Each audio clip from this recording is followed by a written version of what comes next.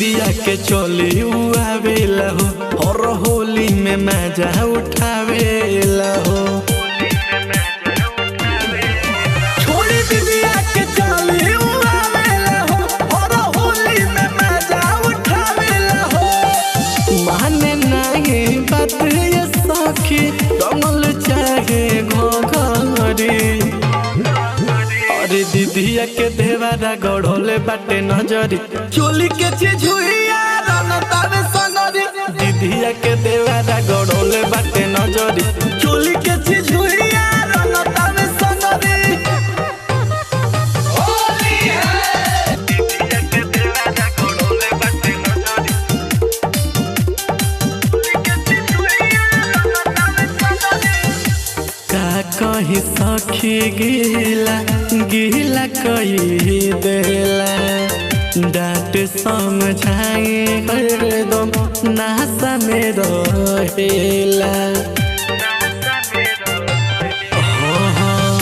कहा कही सखी गिला कही देला डांट समझाए हरदम नासा में रहेला।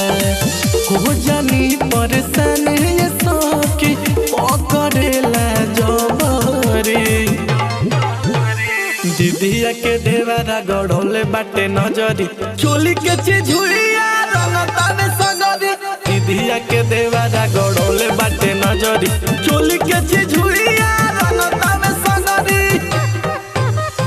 दीदिया के देवारा गढ़ोले बाटे नजरी आर्या स्टूडियो तमकुही रोड कुशीनगर।